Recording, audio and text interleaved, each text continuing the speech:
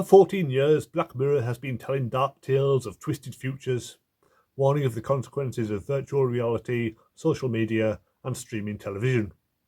Now it's back for season 7, and it's just as good as ever, with 6 very different tales, all of which are very much worth watching. All the interviews Charlie Brooker gave for this season indicated that it would be much more upbeat, not as depressing as previous seasons, but the opening episode is probably the bleakest of the lot. Chris O'Dowd and Rashida Jones are best known for comedy, but here they mostly play it straight, as a struggling working class couple forced to spend more and more on clone brain technology to keep her alive. It's an obvious satire on America's healthcare system, as well as streaming services that keep jacking up their prices and still make you sit through adverts. Ironically, Netflix didn't show me any adverts during this episode. I wonder why. It's not hard to guess where the story's going.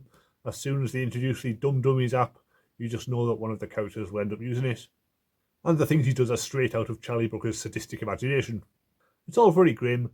The only laughs come when Rashida Jones starts spouting out adverts at the most inconvenient times. And the ending is about as dark as you can possibly get. So it's not one of my favourites, but it's still an important piece of work. Bete Noire is a much more balanced episode with plenty of light and shade.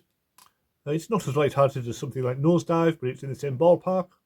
Rosie McEwen is chilling as the perma-smiling Verity, who infiltrates the life of Sienna Kelly's Maria and starts to make her think she's going crazy. And Netflix do the same thing to the viewers by having subtly different versions of the episode. At first it seems like she might just be hacking into computers to change databases and video feeds, but it soon becomes clear she's actually altering reality and can do literally anything, so it ends up as the most fantastical episode yet. The technology is really more like magic here, which is a definite change to most of the show, and the ending is just wild and kind of leaves you feeling it's a bit too much.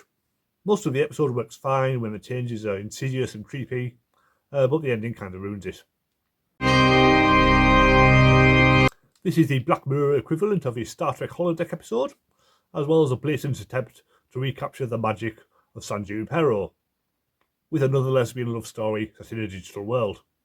It's not quite as successful, but technically it's very impressive. The black and white cinematography is spot on, and it really feels like you're watching a lost 1940s movie. The premise is a little shaky though. I'm not sure why anyone would want to watch the equivalent of Casablanca, but with Ryan Reynolds instead of Humphrey Bogart. Surely if the technology existed, people would want to star in it themselves. Emma Corrin is the star of the episode. She really looks and sounds like she's from the 1940s. And she really sells the process of a character taking on more emotional layers.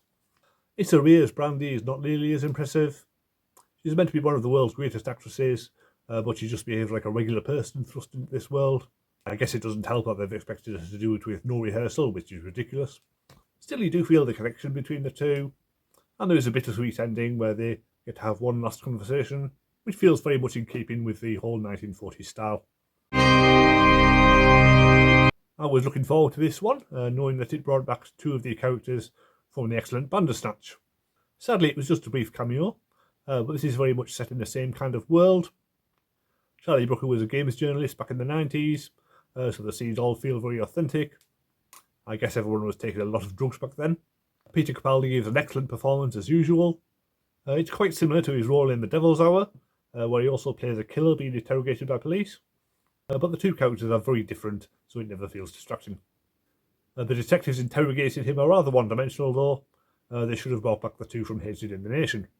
The Throglets video game it's based around is nowhere near as interesting as Bandersnatch was. I've never really been into those kind of virtual pet games. Apparently there is a version on the App Store that you can play, but considering what happens in the episode, I'm not going to risk it. The ending is nicely ambiguous though, cutting out at just the right moment, so it does end on a high point. This has to be the best of the series so far. It's based on the idea of using AI to digitally manipulate photographs, which is in the earliest stages now, and like most AI things it looks a bit rubbish, but you can certainly imagine it evolving into something like this in a few years from now. It taps into the primal human need to remember loved ones who've passed on. Anyone who's lost people who now only exist in old photographs will be able to identify with this.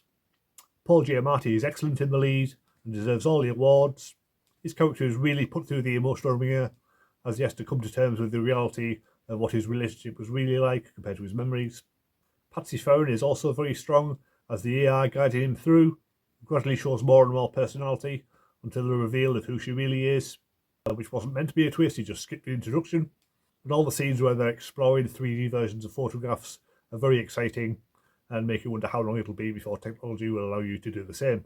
The final scene is very emotional, cut in between Carol's funeral and Phil remembering her face for the first time.